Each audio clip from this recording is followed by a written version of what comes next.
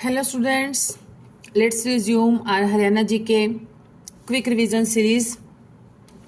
So today we are going to start HSSC CET Group 57 का mains का जो exam हुआ था और जो कि हुआ था 6 अगस्त 2023 को। सो इससे पहले भी हम लोग 5 क्वेश्चन पेपर मैं करा चुकी हूँ अपने चैनल पे, तो आप देख सकते हैं उनको अच्छे से। और कंप्लीट जो 1 to 100 क्वेश्चंस हैं वो सारे के सारे एक ही शॉट के अंदर सॉल्व कराए गए हैं। So go for that. Okay, without wasting time let's start. First question is 2744 का घनमूल क्या होगा। तो घनमूल निकालने के लिए हम पहले क्या करेंगे, इसके फैक्टर्स निकालेंगे। पहले 2 से किया, फिर 2 से यूं करते करते ये हो गया। उसके बाद अभीष्ट घनमूल, घनमूल में क्या होता है, 3-3 का पेयर बनाना होता है। 3-3 का पेयर बना के और उसमें से एक चूज करना होता है, एक नंबर को लेना होता है। तो 2 का पेयर हो गया और 3 का पेयर, 7 का पेयर हो गया। तो 2 गुणा में 7, 2/7 is equal to 14। Next is Haryana में टांगरी नदी अपनी यात्रा कहाँ से शुरू करती है। तो यह करती है कालका से। टांगरी नदी का उद्गम शिवालिक पर्वतमाला की मोरनी की पहाड़ियों से है। टांगरी नदी कालका से अपनी यात्रा शुरू करती है। टांगरी नदी को डांगरी नदी भी कहा जाता है। यह घग्गर नदी की सहायक नदी है। नेक्स्ट इज निम्नलिखित समरूपता, इसको मैच बताना है। विटामिन ए का रासायनिक नाम होता है रेटिनोल। तो विटामिन सी का रासायनिक नाम क्या होगा। तो विटामिन सी का रासायनिक नाम जो होता है वो होता है एस्कॉर्बिक अम्ल। एस्कॉर्बिक अम्ल, option is C. Next is वह सबसे छोटी संख्या ज्ञात कीजिए जिसे 1780 में जोड़ने पर वह एक पूर्ण वर्ग बन जाए। तो ऐसा करने के लिए हम क्या करेंगे, 1780 में बड़ा पूर्ण वर्ग संख्या क्या बनती है, 43। 43 का वर्ग करेंगे, 43 का वर्ग करेंगे तो कितना बनता है 1879। 79 इसमें से 1780 घटा दें। 1780 तो है हमारे पास ऑलरेडी, तो हम कितने और हमें जोड़ने पड़ेंगे, 69 तो नहीं आना चाहिए फ्रेंड्स, ये डिजिट ही गलत दिया हुआ है। 1879 नहीं आएगा, 1849 आएगा। 1849 आएगा यहाँ पर। तो इसमें से माइनस करेंगे तो आंसर हो जाएगा 69। नेक्स्ट वन इज हरियाणा का central investigation department CID, central investigation department प्रशिक्षण विद्यालय कहाँ पर स्थित है, यह है पंचकुला में।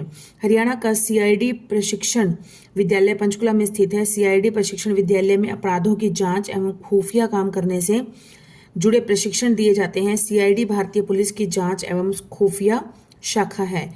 नेक्स्ट इज जमीन की सतह के नीचे जमा पानी को कैश डैश कहा जाता है। तो यह कहा जाता है भूजल।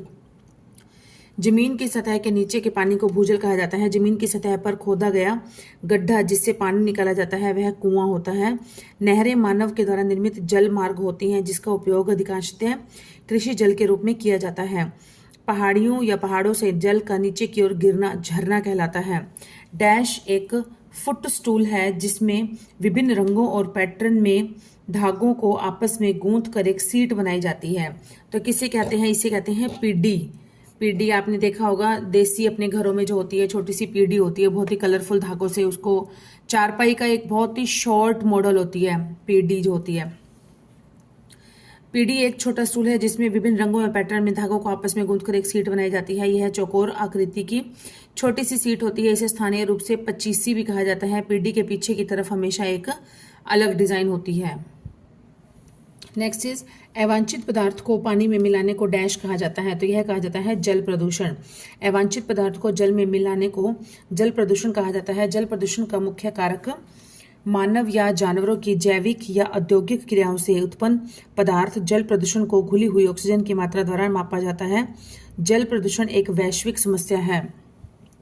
Next is rural infrastructure development fund RIDF की स्थापना कब हुई थी। तो यह हुई थी 1995-96 में हुई थी।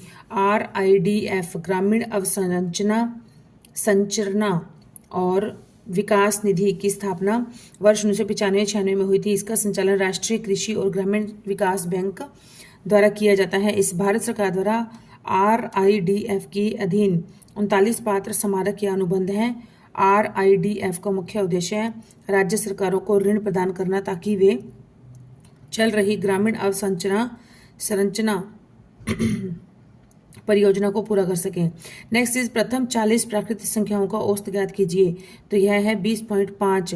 प्रथम 40 प्राकृतिक संख्याओं का औसत है, कैसे निकालते हैं, पहला पद प्लस में अंतिम पद बटे में 2। तो पहला पद कितना हो गया 1 और अंतिम पद हो गया 40, तो 1 + 40 हो जाएगा 41, 41 बटे में 2, तो 20.5 इसका औसत आ जाएगा।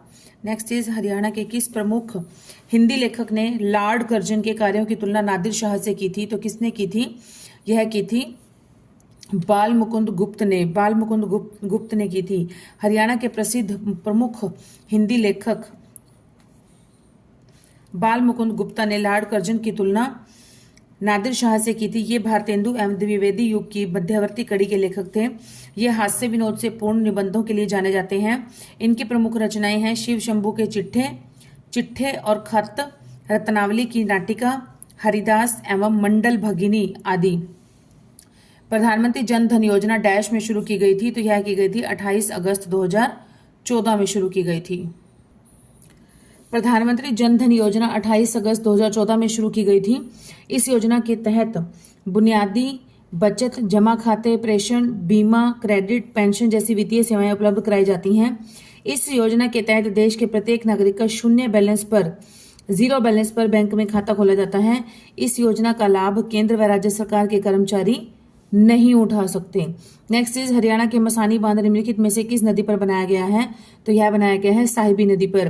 हरियाणा का मसानी बांध साहिबी नदी पर बनाया गया है। यह बांध वर्ष 1989 में बनकर पूर्ण हुआ था। इस बांध की आधारशिला 1977 में तत्कालीन प्रधानमंत्री मोरारजी देसाई एवं हरियाणा के तत्कालीन मुख्यमंत्री चौधरी देवीलाल जी के द्वारा रखी गई थी। Next is NDC. एनडीसी का फुल फॉर्म क्या है, national defence college. National defence college है। राष्ट्रीय रक्षा महाविद्यालय की स्थापना अप्रैल 1960 को दिल्ली में की गई थी। यह रक्षा सेवा एवं सिविल सेवा के अधिकारियों के लिए प्रशिक्षण संस्थान है। नेक्स्ट इज 14,71,369 का वर्गमूल ज्ञात कीजिए। तो वर्गमूल निकालने का फॉर्मूला देख लीजिए। पहले इसके क्या बनाते हैं हम लोग, पहले 12-12 से किया इसको इस तरह से। अब ये करके ये फॉर्मूले से करके इसका वर्गमूल आ जाएगा, आंसर आ जाएगा 12, 13, 1213 इसका राइट आंसर हो जाएगा। नेक्स्ट इज हरियाणा का वन विभाग कुरुक्षेत्र में निम्नलिखित में से कौन सा प्रजनन केंद्र चलाता है। तो कुरुक्षेत्र में है मगरमच्छ प्रजनन केंद्र, क्योंकि मगरमच्छ प्रजनन केंद्र जो है वो एक ही है केवल, और वो भी कहाँ पर है, कुरुक्षेत्र में। कुरुक्षेत्र के से 5 किलोमीटर दूरी पर आगे है भोर सदान नामक जगह पर है प्रॉपर। हरियाणा के वन विभाग कुरुक्षेत्र में मगरमच्छ प्रजनन केंद्र स्थित है। हरियाणा के प्रमुख प्रजनन केंद्र कौन कौन से हैं, मोर और चिंकारा प्रजनन केंद्र, ये कहाँ पर है, यह है झाबुआ कहाँ पर है, रेवाड़ी में। तीतर प्रजनन केंद्र है मोरनी में। तीतर प्रजनन केंद्र जो है वो है मोरनी में। और तीतर पर्यटक स्थल जो है, काला तीतर पर्यटक स्थल जो है वो कहाँ पर है, अबूब शहर सिरसा में। चिंकारा प्रजनन केंद्र है कैरू भिवानी में। गिद्ध संरक्षण एवं प्रजनन केंद्र यह है पिंजौर में। गिद्ध की जगह पर कई बार जटायु भी लिखा हुआ जाता है। जटायु संरक्षण एवं प्रजनन केंद्र ये भी सेम ही है, इसका नाम है ये अलग अलग, पिंजौर पंचकुला। दो संख्याओं का अंतर है 11, उनके योग का 5वां भाग जो है वो है 9, और संख्याएं ज्ञात कीजिए। तो देखिए मान लिया हमने दोनों संख्याएं क्या है, a तथा b हैं, दोनों का अंतर कितना है, a - b = 11, अंतर हो गया, डिफरेंस हो गया। योग का 5वां भाग 9 है, तो योग का 5वां भाग कैसे हो जाएगा, जैसे ये योग हो गया a + b, इसका योग का 5वां भाग जो है वो है 9, तो 5 यहाँ चला जाएगा, तो 9 गुणा में 5 हो जाएगा। a + b बराबर में हो जाएगा 45 और a - b बराबर में 11। तो दोनों को सॉल्व करेंगे तो आंसर हो जाएगा a = 28 एंड b = 17। 28 और 17 ये दो जो है नंबर हो जाएंगे, right answer. Next is virtual memory क्या है। वर्चुअल मेमोरी है भौतिक रूप में उपलब्ध मेमोरी की तुलना में अधिक मेमोरी का अनुकरण करने की प्रक्रिया को कहते हैं वर्चुअल मेमोरी। वर्चुअल मेमोरी भौतिक रूप से उपलब्ध मेमोरी की तुलना में अधिक मेमोरी का अनुकरण करने की प्रक्रिया होती है। वर्चुअल मेमोरी कंप्यूटर की हार्ड डिस्क के एक हिस्से का इस्तेमाल करके रैम का अनुकरण करती है, और इस मेमोरी की सहायता से कंप्यूटर भौतिक मेमोरी से ज़्यादा बड़े प्रोग्राम लोड कर सकता है एवं एक साथ अनेक प्रोसेस चलाए जा सकते हैं। नेक्स्ट इज सी में कंसोल से कैरेक्टर को पढ़ने के लिए कंसोल से कैरेक्टर को पढ़ने के लिए किस फंक्शन का प्रयोग किया जाता है? तो यह कहते हैं गेचार। सी प्रोग्रामिंग भाषा में कंसोल से कैरेक्टर को पढ़ने के लिए गेचार फंक्शन का प्रयोग किया जाता है और इसका उपयोग कंसोल आधारित प्रोग्राम में यूजर से इनपुट लेने के लिए किया जाता है। गेचार आउटपुट कंसोल को तब तक रोकती है जब तक कोई कुंजी दबाई नहीं जाए। नेक्स्ट इज 450 का 28% प्लस में 280 का 45%। तो सॉल्व करेंगे तो इसका आंसर हो जाएगा 252। लाल मिट्टी के लाल होने का क्या कारण है? तो यह है हाई आयरन ऑक्साइड की उपस्थिति के कारण, आयरन ऑक्साइड की अधिकता के कारण। लाल मिट्टी का लाल होने का मुख्य कारण है इसमें उपस्थित आयरन ऑक्साइड है जिसका ये रहता है FeO। लाल मिट्टी में एल्यूमिनियम, चूना, पोटाश एवं लोह तत्व इत्यादि पाए जाते हैं। यह मिट्टी कपास, तिलहन, ज्वार, बाजरा, मक्का आदि फसलों के लिए उपयोगी होती है। दो संख्याओं का योग 184 है। यदि एक का एक तिहाई दूसरे के 7वें भाग से 8 अधिक है तो छोटी संख्या बताइए क्या होगी? प्रश्न आंसर क्या हो गया? छोटी संख्या हमने मान ली x है तो बड़ी क्या हो जाएगी? दोनों का जोड़ है 184 तो बड़ी क्या हो जाएगी? 184 माइनस में x। तो हमने जो जो इसके अंदर कंडीशंस दी गई हैं उसके अकॉर्डिंग हम लोग इसकी इक्वेशन बनाते चले जाएंगे। देखिए, एक का एक तिहाई x बटे में 3, एक का एक तिहाई होगा, दूसरे के 7वें भाग से 8 अधिक है, मतलब माइनस कर दिया ना, दोनों का डिफरेंस कितना है? 8 है। तो इस तरह से इसको सॉल्व करेंगे। 3 और 7 का एलसीएम ले लिया, उसके बाद सॉल्व करके हमारे पास आंसर आ जाएगा x इज इक्वल टू 72। इसका राइट आंसर हो जाएगा।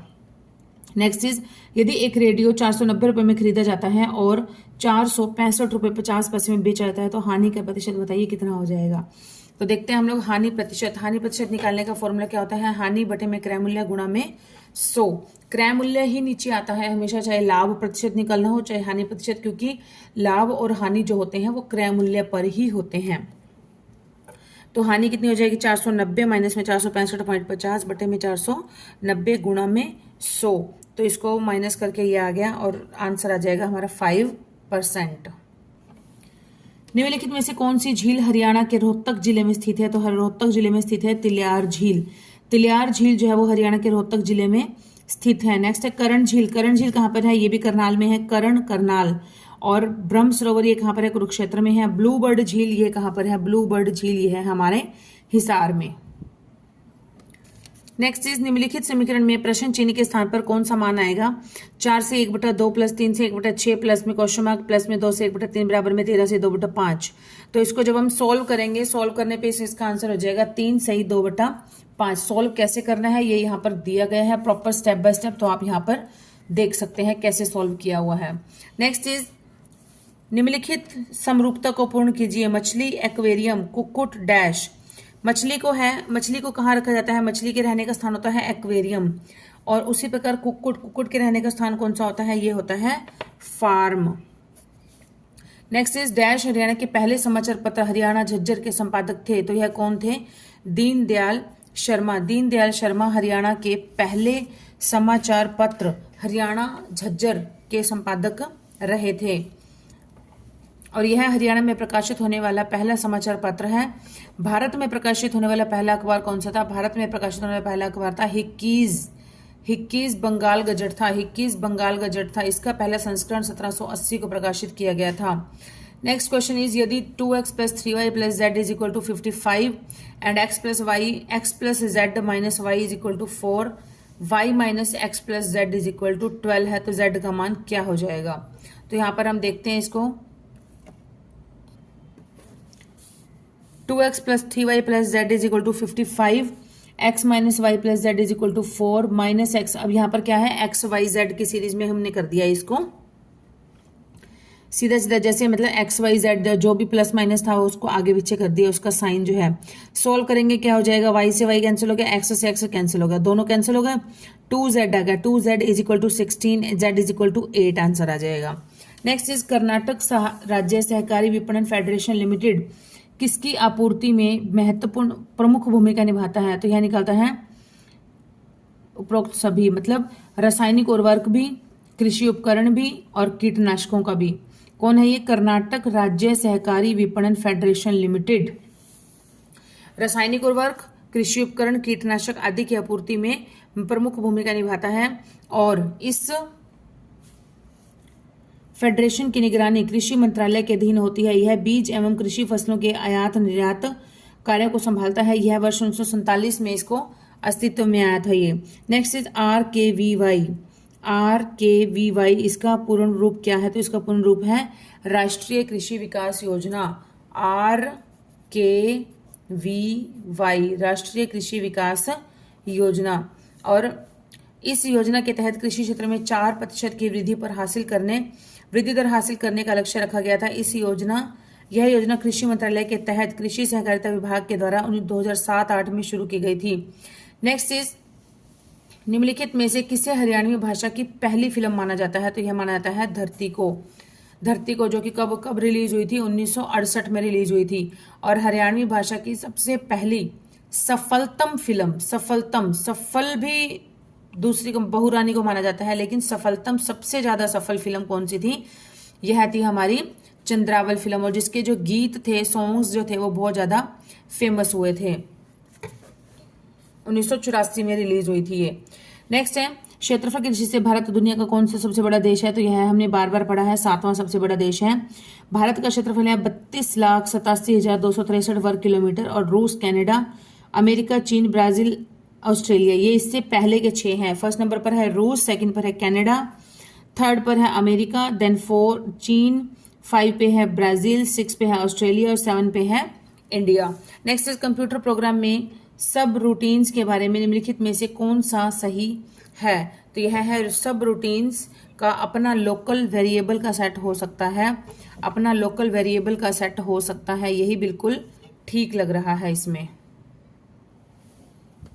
सब रूटीन्स को किसी भी प्रोग्रामिंग भाषा में लिखा जा सकता है। सब रूटीन्स का प्रयोग के दूसरे हिस्सों से बुलाया जा सकता है। सब रूटीन्स का अपना लोकल वेरिएबल का सेट हो सकता है।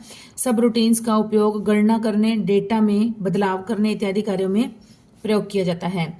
नेक्स्ट इज यदि लागत मूल्य विक्रय मूल्य का 96% है तो लाभ का प्रतिशत क्या है?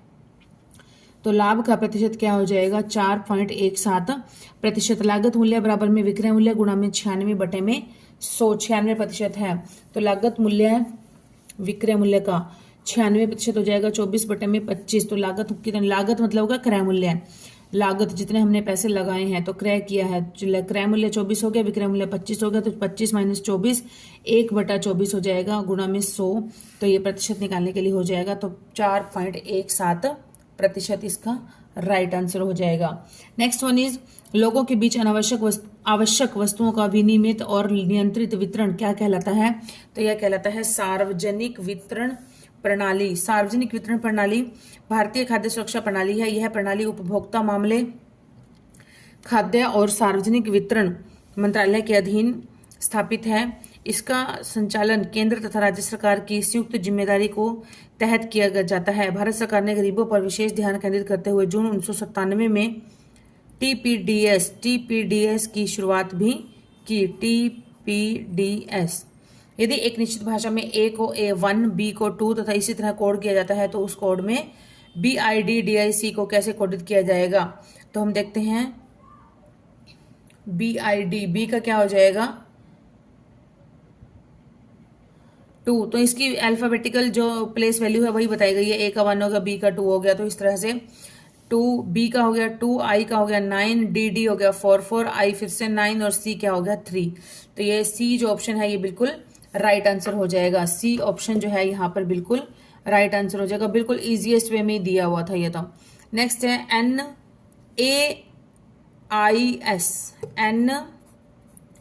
NAIS का पूर्ण रूप क्या है?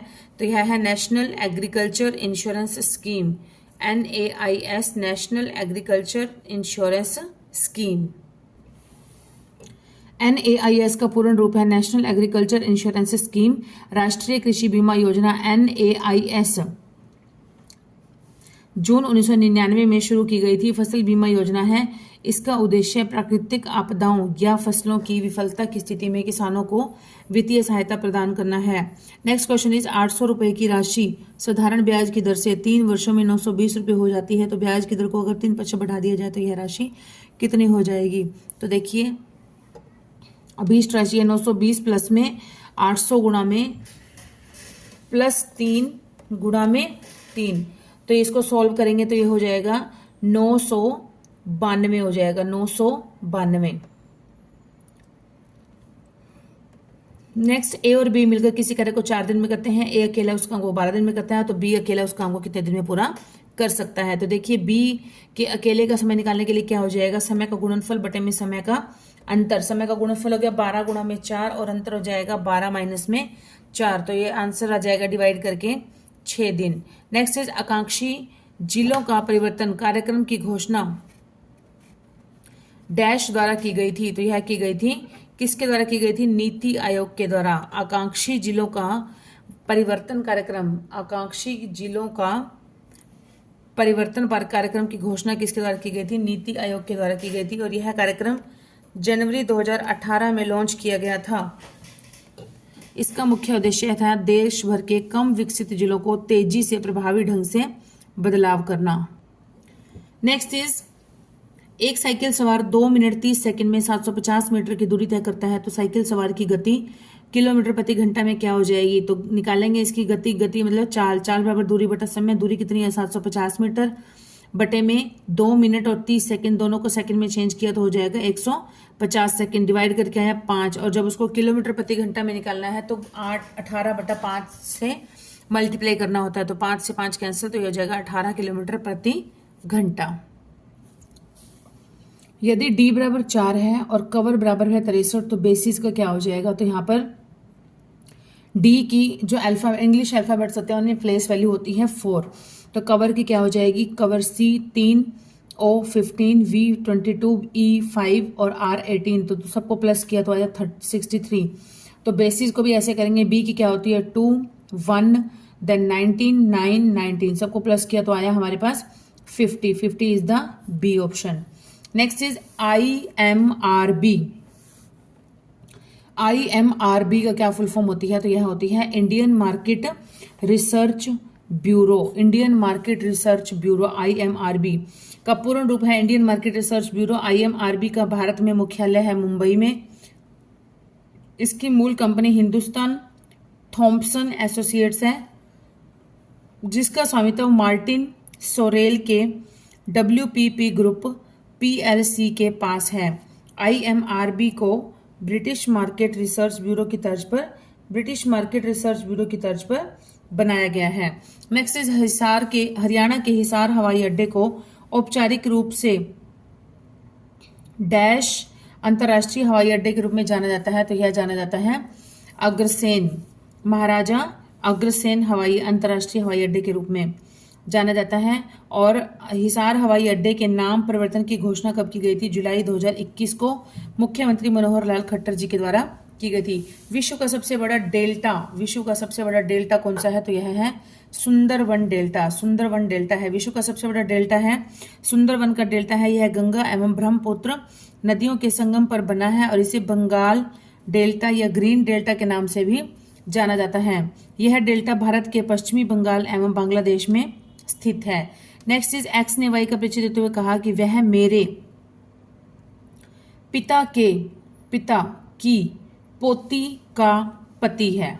देखिए पिता के पिता की पोती, तो क्या हो गई? पोती तो इसकी बहन ही हो गई, ठीक है। पोती इसकी बहनों की बहन का पति है, तो क्या हो जाएगा? वाई जो है वो एक्स का बहनोई हो गया, बहन का हस्बैंड हो गया, तो इसका मतलब उसका जीजा हो गया। तो ऑप्शन हो जाएगा डी, बहनोई कह लो या जीजा कह लो, एक ही बात है। 30 और 50 के बीच सभी अभाज्य संख्याओं का औसत ज्ञात कीजिए, तो क्या हो जाएगा? 30 और 50 के बीच में सभी अभाज्य संख्याएं हैं 31, 37, 41, 43 और 47 बटे में 5 क्यों आएगा? क्योंकि टोटल कितनी संख्याएं हैं? 1, 2, 3, 4, 5 कुल संख्याएं हैं 5, तो इन सबको प्लस करके 5 से डिवाइड कर देंगे तो आंसर हो जाएगा 39.5। 8 इसका राइट आंसर हो जाएगा, ऑप्शन है डी। नेक्स्ट इज हरियाणा का एकमात्र कार्यक्रम निर्माण केंद्र दूरदर्शन केंद्र किस स्थान पर स्थित है? हरियाणा का एकमात्र कार्यक्रम निर्माण केंद्र, तो यह कहां पर है? हिसार में। कहां पर है ये? हिसार में है। हरियाणा का एकमात्र कार्यक्रम निर्माण केंद्र दूरदर्शन केंद्र कहां पर है? हिसार में। यह हरियाणा में एकमात्र सरकारी स्वामित्व वाला दूरदर्शन केंद्र है जिसका आधिकारिक रूप से उद्घाटन 1 नवंबर 2002 को भारतीय जनता पार्टी के नेता सुषमा स्वराज के द्वारा किया गया था। 1 नवंबर 2002 को सुषमा स्वराज के द्वारा किया गया था। इस दूरदर्शन केंद्र के द्वारा घर, आंगन, नवतरंग, किसान, नन्ही दुनिया आदि कार्यक्रमों का प्रसारण किया जाता है। नेक्स्ट इज डैश भारत की पहली महिला है जिन्होंने कुश्ती में ओलंपिक पदक जीता है, तो यह कौन सी है? साक्षी मलिक। साक्षी मलिक है भारत की पहली महिला जिन्होंने कुश्ती में ओलंपिक पदक जीता है। पहली भारतीय महिला पहलवान है साक्षी मलिक ने ब्राजील के रियो डी जेनेरियो में आयोजित वर्ष 2016 में ग्रीष्मकालीन ओलंपिक खेलों में कांस्य पदक जीता था और वर्ष 2014 के राष्ट्रमंडल खेलों में साक्षी मलिक ने रजत पदक सिल्वर मेडल जीता था। क्रम में आगे आने वाली संख्या कौन सी हो जाएगी? 0, 6, 24, 60, 120, 210। आगे देखते हैं कौन सी है। तो इसका पहले ये देखते हैं इसमें सीरीज किस तरह से बनी हुई है। तो सीरीज बनाने का तरीका देखिए कैसा है। सीरीज बनाने का तरीका है 1 का घन माइनस में 1, 1 का घन हो गया 1, माइनस में 1 किया तो हो गया 0। 2 का घन माइनस में 2, 2 दूनी 4, दूनी 8, 8 में से 2 गया 6, ठीक है। 3 का घन माइनस में 3, 3 3 9, 27, माइनस में 3 26 हो जाएगा। 27 माइनस 3 24 हो जाएगा, सॉरी। तो ये इस तरह से ये सारे दिए हुए हैं। तो ये 6 तक पूरा हो गया। तो उसके बाद हम क्या करेंगे? 7 का घन माइनस में 7 का घन होता है 343, माइनस में 7 इज इक्वल टू हो जाएगा 336। 336 इसका राइट आंसर हो जाएगा। नेक्स्ट इज बालू का जमाव जिसके परिणाम स्वरूप तट के पास समुद्र में एक लंबा संकरा तटबंध बन जाता है, क्या कहलाता है? तो यह कहलाता है सैंड बार। बालू का जमाव जिसके परिणाम स्वरूप तट के पास समुद्र में एक लंबा संकरा तटबंध बन जाता है वह सैंड बार कहलाता है। समुद्र तटों पर सैंड बार समुद्र की लहरों व धाराओं की वजह से बनता है। जब सैंड बार पानी के ऊपर दिखाई देते हैं तो उन्हें बैरियर बार भी कहते हैं।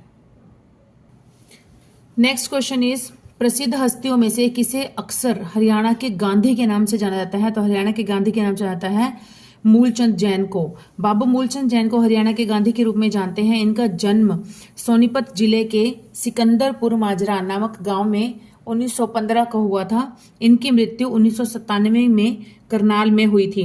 ये कांग्रेस पार्टी, विशाल हरियाणा पार्टी, जनता पार्टी, लोकदल एवं हरियाणा विकास पार्टी के अलग अलग समय पर सदस्य रहे थे। नेक्स्ट इज कंप्यूटर आर्किटेक्चर में इंस्ट्रक्शन कोड क्या होता है? तो यह होता है सीपीयू। सीपीयू के द्वारा दिए गए ऑपरेशंस को दर्शाने के लिए प्रयोग किया जाने वाला कोड होता है।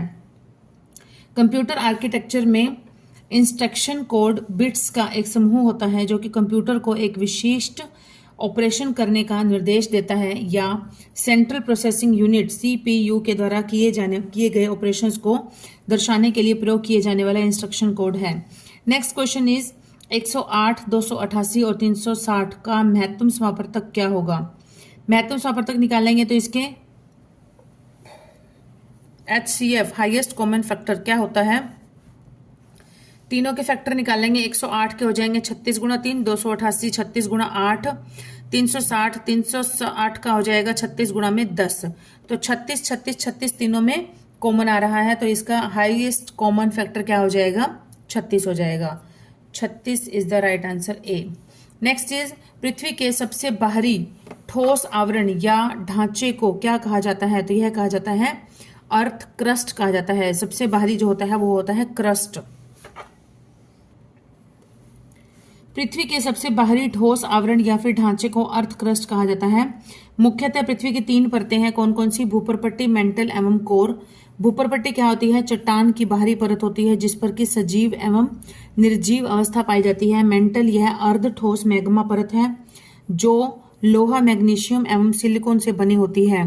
कोर कोर केंद्र में स्थित धातु का ठोस द्रव्यमान एवं लोहे व निकल का तरल द्रव्यमान होता है। नेक्स्ट क्वेश्चन इज फसल बीमा। फसल बीमा की दो सामान्य श्रेणियों को डैश कहा जाता है। क्या कहा जाता है? फसल उपज बीमा और फसल राजस्व बीमा। क्या कहते हैं? फसल उपज बीमा और फसल राजस्व बीमा कहा जाता है। फसल बीमा की दो सामान्य श्रेणियों को फसल उपज बीमा और फसल राजस्व बीमा के नाम से जानते हैं। प्रधानमंत्री फसल बीमा योजना के तहत किसानों का फसल बीमा कराया जाता है। इस योजना की शुरुआत जनवरी 2016 में की गई थी। नेक्स्ट इज सी में एक फंक्शन के लिए एक एरर पारित करने के बारे में निम्नलिखित में से कौन सा सही है? तो ये क्या है? सी। संपूर्ण एरर को फंक्शन के लिए संदर्भ के द्वारा पास किया जाता है।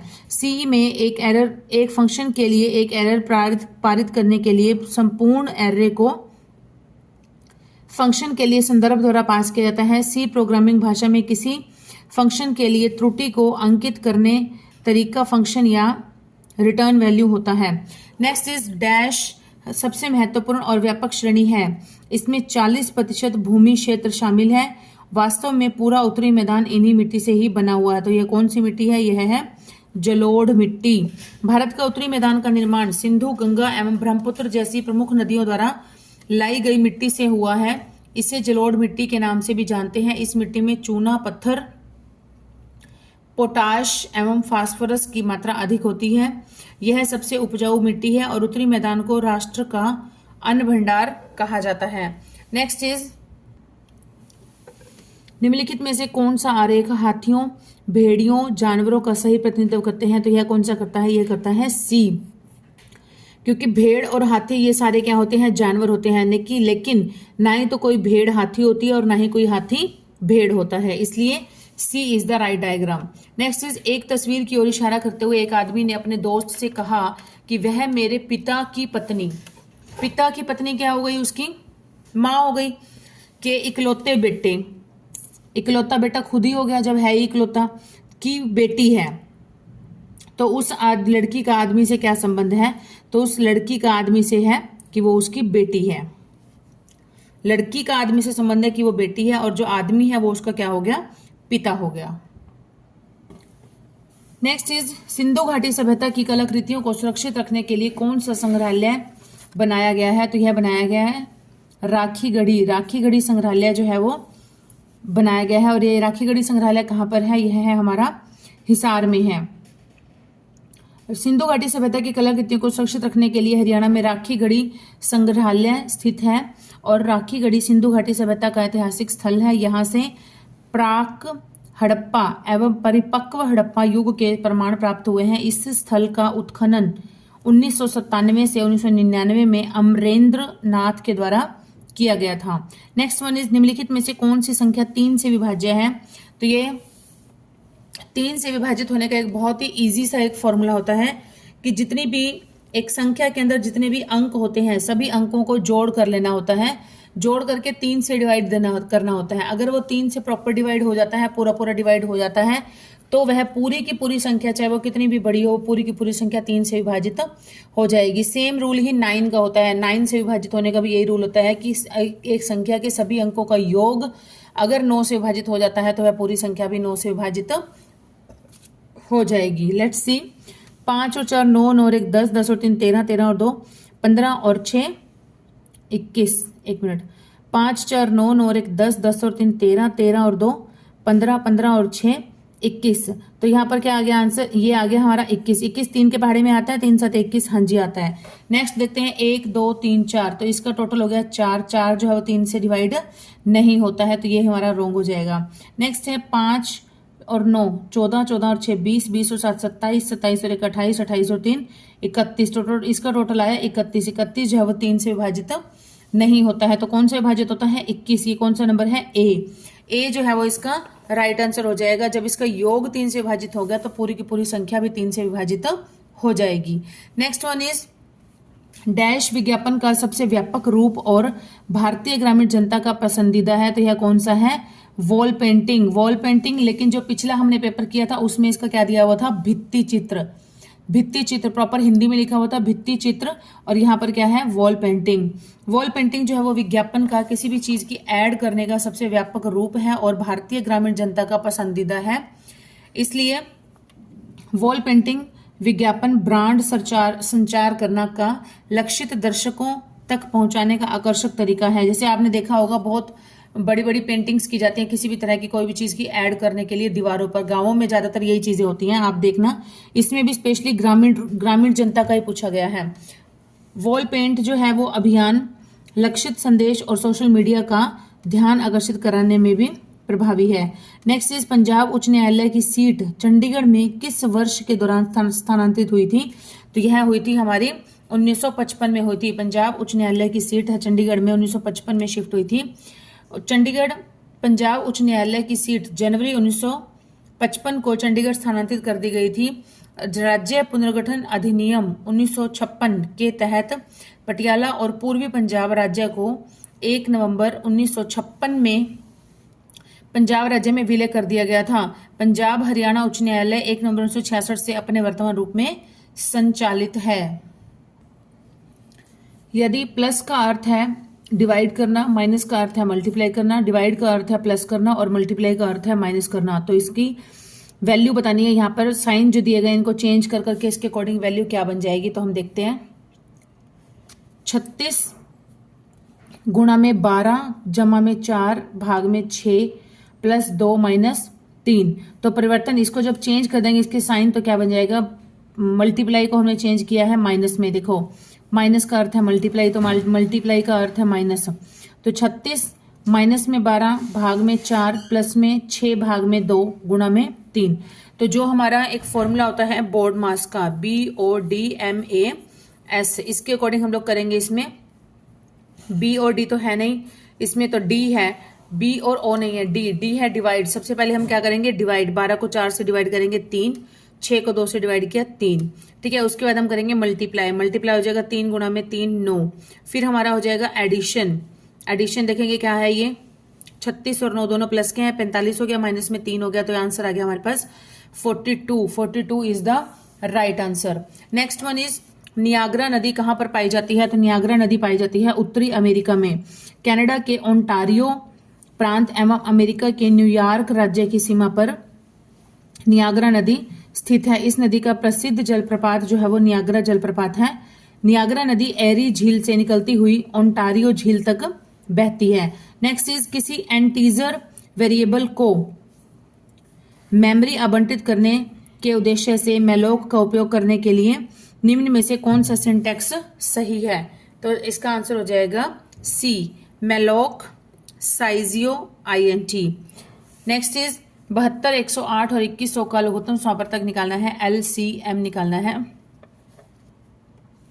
तो तीनों के हम गुणनखंड कर लेंगे इस तरह से, ये करके, और फिर जो ये आएगा सब बाहर इन सब की गुणा हो जाएगी।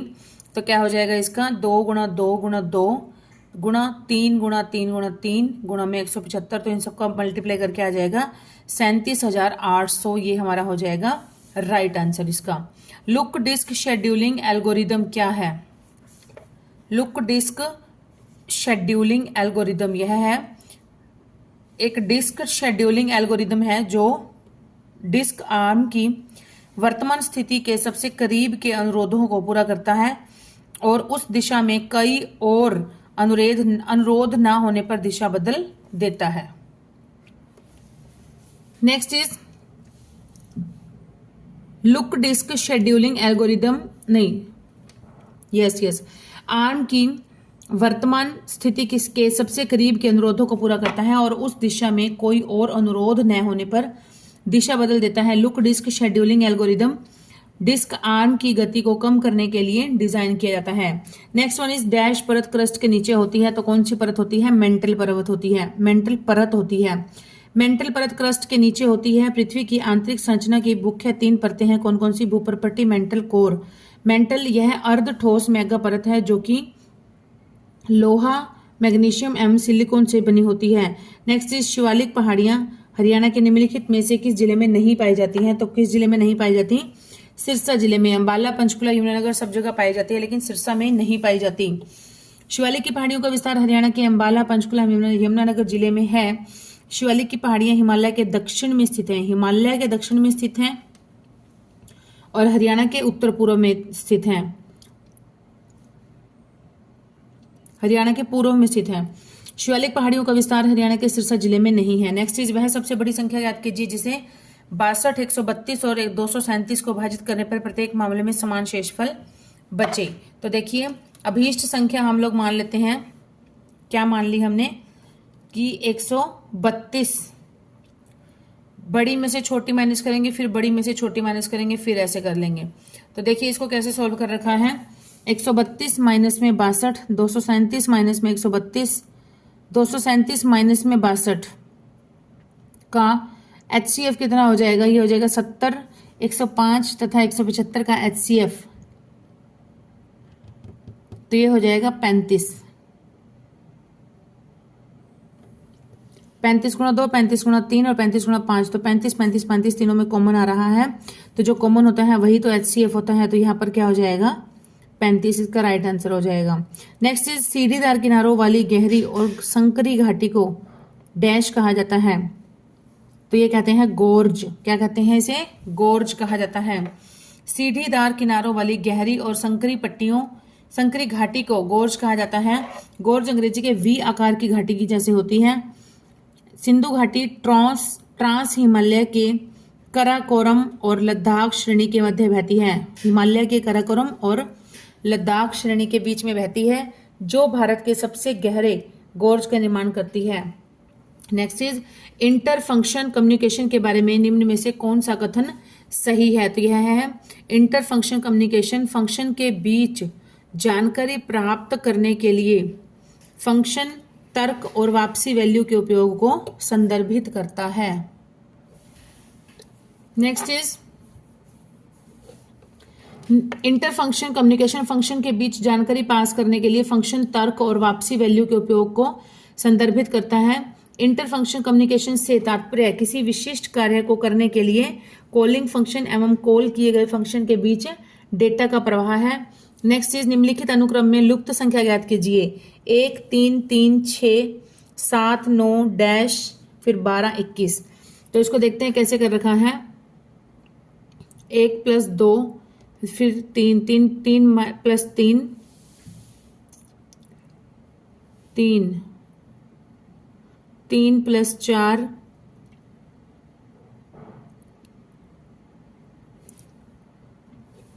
इसका राइट आंसर हो जाएगा 13 इसका राइट आंसर हो जाएगा। नेक्स्ट इज प्रथम विश्व युद्ध के दौरान हरियाणा के अंबाला जिले के डैश सैन फ्रांसिस्को में गदर पार्टी के वास्तुकारों में से एक थे, तो कौन थे ये थे काशीराम। गदर पार्टी की स्थापना वर्ष 1913 में अमेरिका के सैन फ्रांसिस्को में हुई थी।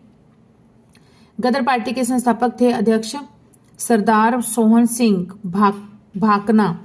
इसके अतिरिक्त उपाध्यक्ष थे केसर सिंह, महामंत्री लाला हरदयाल, संयुक्त सचिव थे लाला ठाकुर दास एवं कोषाध्यक्ष थे पंडित काशीराम मदरौली। नेक्स्ट इज यदि एक कोड में ऑल्टर्ड को ये लिखा जाता है ZOGVIVW लिखा जाता है, तो उसी कोड में रिलेटेड को क्या लिखा जाएगा, रिलेटेड को पहले तो ये देखते हैं इसकी क्या सीरीज बनती है, ALTERED और क्या बना है इसका ZOGVIVW। तो ये इसका मतलब ये कोई सीरीज नहीं है, मतलब प्रॉपर देखिए कैसे किया गया है, ए को चेंज किया गया है Z में, L का हो जाएगा O, ठीक है। मतलब जो फर्स्ट प्लेस है यहाँ से स्टार्टिंग से और यहाँ से जो है वो लास्ट से वही नंबर सेम डिजिट चल रहे हैं, तो उस हिसाब से R को रिप्लेस किया I से, E को रिप्लेस करेंगे V से, L को रिप्लेस करेंगे हम L को रिप्लेस किया हमने O से, A को करेंगे Z से और T को किससे रिप्लेस करेंगे, T को G से और E को फिर से V और D को W। तो इस तरह से रिप्लेस कर देंगे, तो ये इसका राइट आंसर हो जाएगा जो कि है ऑप्शन बी।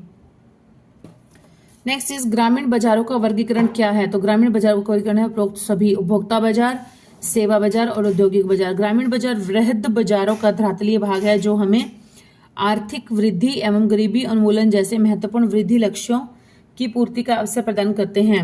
उपभोक्ता बाजार औद्योगिक बाजार एवं सेवा बाजार ग्रामीण बाजार का वर्गीकरण है। उपभोक्ता बाजार औद्योगिक बाजार एवं सेवा बाजार। नेक्स्ट इज ग्रामीण बाजारों को मुख्यतः दो भागों में बांटा जा सकता है, प्राथमिक बाजार और द्वितीयक बाजार। निम्नलिखित समीकरण में प्रश्न चिन्ह के स्थान पर कौन सा स्थान आएगा? तो यहाँ पर है 8 5 9 7 question mark is equal to 8 7 4 2 9 minus में 4 3 5 8 4358। तो इसको करेंगे क्या हो जाएगा हमारा 55 26 हो जाएगा इसका right answer. Next is Haryana के किस जिले में सबसे कम ग्राम पंचायतें हैं? तो यह है हमारा फरीदाबाद में है। सबसे कम ग्राम पंचायतें फरीदाबाद में हैं। और कितनी है? 146 ग्राम पंचायतें। फरीदाबाद सबसे कम ग्राम पंचायत वाला जिला है। पानीपत में है 178 ग्राम पंचायतें और गुरुग्राम में है 157 और महेंद्रगढ़ में है 343 ग्राम पंचायतें। How many terms are there in?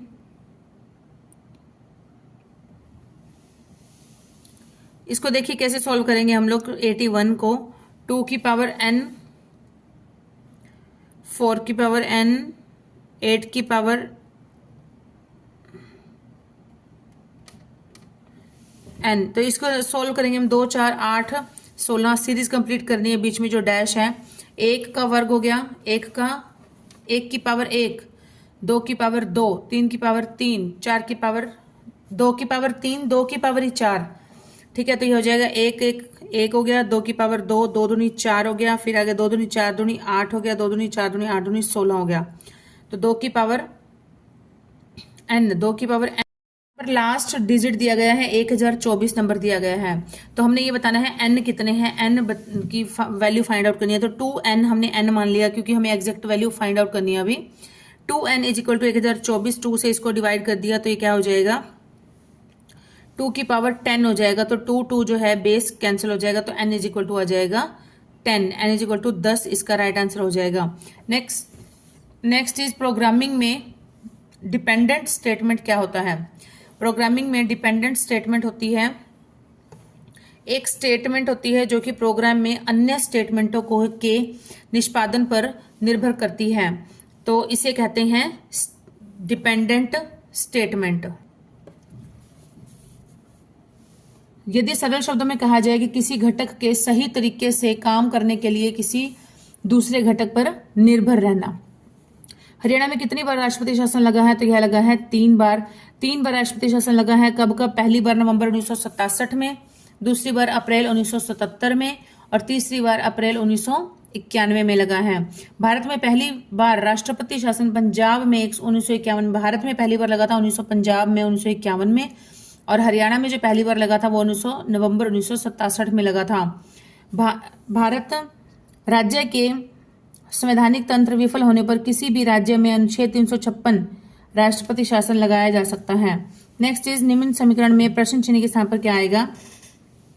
Dash minus dash is equal to this. तो यहाँ पर हो जाएगा इसको और इसको प्लस कर देंगे तो ऑब्वियस बात है उसका आंसर आ जाएगा। तो ये हो जाएगा ये वाला आंसर हो जाएगा इसका, क्योंकि ये जो डिजिट है ये यहाँ माइनस में है तो यहाँ जाएगा ये प्लस में हो जाएगा। प्लस में होने के बाद जो इसका राइट आंसर आ जाएगा वो इसका सही आंसर 3572021 ही हो जाएगा। नेक्स्ट इज घूर्णी। घूर्णी विलंब क्या होता है? तो घूर्णी विलंब होता है डिस्क को सही सेक्टर में घुमाने के लिए अपेक्षित समय, डिस्क को सही दिशा में सही सेक्टर में घुमाने के लिए अपेक्षित समय होता है। नेक्स्ट इज घूर्णी विलंब प्रति समय दूरी पर निर्भर करता है। डिस्क को सही सेक्टर में घुमाने के लिए अपेक्षित समय घूर्णी विलंब है। घूर्णी विलंब को अपेक्षित स्थानांतरण समय भी कहते हैं। यह उपयोगकर्ता के एक्सेस पैटर्न के पढ़ने लिखने के अनुपात पर निर्भर करता है। नेक्स्ट इज एक निश्चित कोड में सिक्किम को डिश लिखा जाता है तो ट्रेनिंग को क्या लिखा जाएगा? तो देखिए सी एस के बाद है टी, मतलब एस का +1 कर दिया। आई के बाद क्या हो जाएगा एच, GHI मतलब I1 माइनस कर दिया। फिर KL एक प्लस हो गया, फिर K में से एक माइनस, JK एक माइनस हो गया, IJ हो गया, फिर ये फिर ML M एक माइनस हो गया, एल हो गया। तो इस तरह से हो जाएगा। और जो ट्रेनिंग है, ट्रेनिंग को भी ऐसे लिखेंगे, टी, टी का एक प्लस कर देंगे तो क्या हो जाएगा, टी यू, आर, आर का माइनस कर देंगे तो पी क्यू आर, क्यू हो जाएगा, ए का प्लस करेंगे तो बी, आई का माइनस करेंगे तो क्या हो जाएगा, एच। और ऐसे इस तरह से सारे करके हमारा राइट आंसर हो जाएगा, वो हो जाएगा सी। ठीक है। नेक्स्ट इज राष्ट्रीय कृषि सहकारी विपणन संघ की स्थापना कब की गई थी? तो यह की गई थी 2 अक्टूबर 1958 को। राष्ट्रीय कृषि सहकारी विपणन संघ कृषि उपजों के विपणन का शीर्ष संगठन है। यह भारतीय सरकार के कृषि मंत्रालय के अधीन कार्यरत है और इसकी स्थापना 2 अक्टूबर 1958 को महात्मा गांधी जयंती के दिन हुई थी। इसका मुख्यालय कहाँ पर है? दिल्ली में है। नेक्स्ट इज हरियाणा का एक्सप्रेस वे भारत में अब तक का सबसे लंबा 6 लेन फ्लाईओवर है। तो यह कौन सा है? यह है हमारा पानीपत में है। भारत का सबसे लंबा 6 लेन फ्लाईओवर हरियाणा का पानीपत एक्सप्रेस वे है। इस एक्सप्रेस वे का निर्माण दिल्ली एवं अमृतसर के बीच NH-44 पर किया गया था और इस 6 लेन फ्लाईओवर की लंबाई है 10 किलोमीटर। नेक्स्ट इज एक विमान एक वर्ग के चारों ओर 200, 400, 600 और 800 किलोमीटर प्रति घंटे की दर से उड़ता है तो मैदान के चारों ओर विमान की औसत गति क्या हो जाएगी? तो यहाँ पर देखेंगे, पहले हम 2, 4, 6, 800 इन सब का निकालेंगे एलसीएम। एलसीएम कितना आ जाएगा? 2400। तो हमने मान लिया कि तो यहाँ पर नीचे डिवाइडेड में जैसे चाल का सूत्र होता है दूरी बटा में समय, दूरी ये हो जाएगी 4 से क्यों किया है? क्योंकि वर्ग की 4 भुजाएं होती हैं तो उस हिसाब से 4 गुणा में 2400 हो जाएगा। और जब इसका समय निकालेंगे तो जितनी जितनी रिस्पेक्टिव इसकी स्पीड जैसे जैसे दी गई है वैसे वैसे इसका समय सबका अलग अलग टाइम निकालना पड़ेगा। दूरी बटा चाल, दूरी बटा चाल, समय बराबर दूरी बटा चाल है ना, दूरी बटा चाल, दूरी बटा चाल। तो इस तरह से कर करके हो जाएगा। टोटल कर दिया इन सबका 25 आवर्स हो जाएगा तो 9600 बटा में 25 तो ये हो जाएगा 384 kilometre per hour. Next is 12, 15, 20 और 27 से पूर्णतः विभाजित होने वाली सबसे छोटी संख्या ज्ञात कीजिए। तो क्या निकालना पड़ेगा? इसका निकालना पड़ेगा एलसीएम। 12, 15, 20 और 27 इन सबका एलसीएम निकालेंगे तो ये हो जाएगा 2 गुणा 2 गुणा 3 गुणा में 5 गुणा में 9 तो ये हो जाएगा 540 हो जाएगा। Next is complete the following analogy. Hen, pullet, तो कैंगरू, कैंगरू का जो बेबी होता है उसे क्या कहते हैं? जोए, जोए कहते हैं। हैन मुर्गी का संबंध होता है, फुलेट से होता है मुर्गी का बच्चा होता है, वही संबंध का कैंगरू का जोए से होता है, कैंगरू का बच्चा। Next is how many tenses are there in English grammar. तो यह है 3 टाइप्स के टेंसेज हैं, प्रेजेंट, पास्ट और फ्यूचर। और आगे इनके फर्दर 4 टाइप्स हैं। कौन कौन सी? Indefinite, continuous, perfect and perfect continuous. Next is choose the correctly spelled word. तो करेक्टली कौन सा है इसमें से? A, farewell. ये वाला फेयरवेल नहीं आता है, फेयरवेल ये भी नहीं आता, ये भी नहीं आता, तो ए राइट आंसर हो जाएगा, FAREWELL। नेक्स्ट इज निम्नलिखित complete the following analogy. Faith, doubt. Faith का अपोजिट होता है डाउट, तो इंजॉय का अपोजिट क्या हो जाएगा? इंजॉय का अपोजिट हो जाएगा सफर। Next is complete the following analogy. Full, empty. Full का अपोजिट हो गया एम्प्टी, तो प्राइड, प्राइड का अपोजिट क्या हो जाएगा? प्राइड का अपोजिट हो जाएगा डिनाउंस, डिनाउंस, डिनाउंस करना, डिनाउंस, डिनाउंस मतलब publicly declare to be wrong. Full, full का संबंध होता है एम्प्टी से, मतलब फुल का अपोजिट हो गया एम्प्टी, वहीं पर संबंध है प्राइड, प्राइड का संबंध हो जाएगा डिनाउंस मतलब निंदा करना। नेक्स्ट इज इनमें से कौन सा शब्द शुद्ध रूप है? आशीर्वाद, तो यहां पर कौन सा सही है? अधिवाद गलत है, आशीर्वाद र ऐसे नहीं आता, आशीर्वाद में र मिसिंग है तो यहां पर हो जाएगा ए। या आशीर्वाद में कैसे होता है? आ और श को बड़ी ई की मात्रा, व का आ की मात्रा और ऊपर र, व को आ की मात्रा के ऊपर र लगता है, बस ये याद रखना है आपने, आशीर्वाद हो जाएगा ये। नेक्स्ट इज खालिक बारी। खालिक बारी किसकी रचना है? तो यह है अमीर खुसरो की रचना है। खालिक बारी और अमीर खुसरो की रचना है। अमीर खुसरो की अन्य रचनाएं हैं किरान उस सादेन, मिफ्ता उल फुतूह, आशिका, नूह सिपिहर, तुगलकनामा, इजाज ए खुसरवी एवं खजाइन अल फुतूह इत्यादि हैं। अमीर खुसरो दिल्ली सल्तनत के 7 से अधिक शासकों के दरबारी कवि रहे हैं। ये सूफी संगीतकार, कवि एवं विद्वान थे। नेक्स्ट इज महावीर प्रसाद द्विवेदी को किस वर्ष सरस्वती पत्रिका के संपादक के रूप में नियुक्त किया गया था? तो यह किया गया था 1903 में। महावीर प्रसाद द्विवेदी को 1903 ईस्वी में सरस्वती पत्रिका के संपादक के रूप में नियुक्त किया गया था। सरस्वती पत्रिका को हिंदी साहित्य की प्रसिद्ध पत्रिका माना जाता है। सरस्वती पत्रिका के पहले संपादक कौन थे? श्याम सुंदर दास थे। महावीर प्रसाद द्विवेदी के बाद पदुम लाल, पुन्ना लाल बख्शी और देवी दत्त शुक्ल,